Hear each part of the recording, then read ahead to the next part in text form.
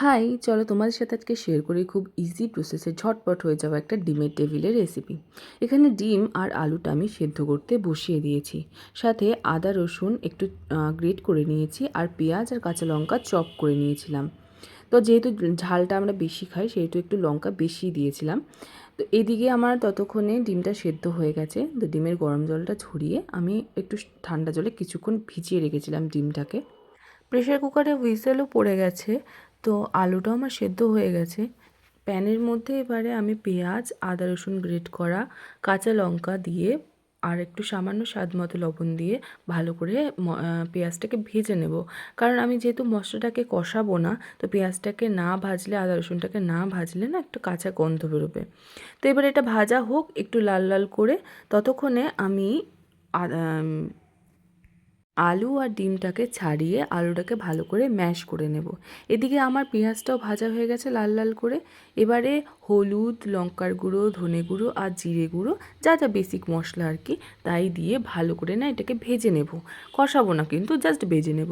এবারে ম্যাশ করে রাখা আলুটা দিয়ে ভালো করে নাড়িয়ে চাড়িয়ে যতক্ষণ না আলুটা প্যান থেকে উঠে আসবে এরকমভাবে, ততক্ষণ এটাকে আমি ভাজবো।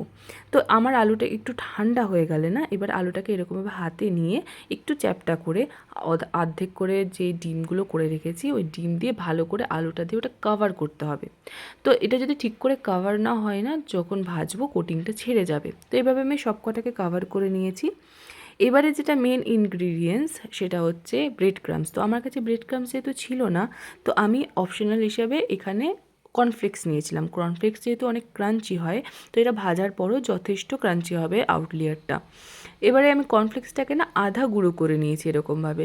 যদি পুরো গুঁড়ো করা হয় না, এটা একটা কেমন খুবই মিহি পেস্ট হয়ে যায়, তো ওটা ভালো লাগে না খেতে। হ্যাঁ, তো এটা আধা গুঁড়ো করে নিয়েছি, সাথে দুটো ডিমও নিয়েছি ফাটিয়ে। এবারে ওই যেটা আলুর যেই বলটা বানিয়ে রেখেছিলাম ওটাকে ডিমের মধ্যে ভালো করে কোটিং করতে হবে, আর অন্য হাতে না এই ব্রেড ক্রাম্বসের মধ্যে কোটিং করতে হবে। এইভাবে এইভাবে সব কটাকে আমি কোটিং করে নিয়েছিলাম। তো দেখো কি সুন্দর লুকটা এসছে না? তো এটা দেখতে যতটা ক্রাঞ্চি লাগছে না, ভাজার পরে ততটাই ক্রাঞ্চি লাগছিল খেতে। তো এবারে না আমি এটাকে একটু রেস্টে রাখবো, কিছুক্ষণ আমি রেস্টে রাখবো, 15 মিনিটের মতো। তো আমি ফ্রিজে রেস্টে রাখবো, যেহেতু ভেতরে যে আলুটা আছে না, আলুটা এখনও গরম আছে, যদি আমি প্যানে দিই সাথে সাথে ওটা ছেড়ে যাবে, তো আউট লেয়ারটা একদম খুলে যাবে। তো আমি ওই জন্য 15 মিনিট রেস্টে রেখেছিলাম ফ্রিজে। তো যেহেতু ওটা শক্ত হয়ে গেছে এবারে বলগুলো, তো এখনই আমি ভেজে নেব।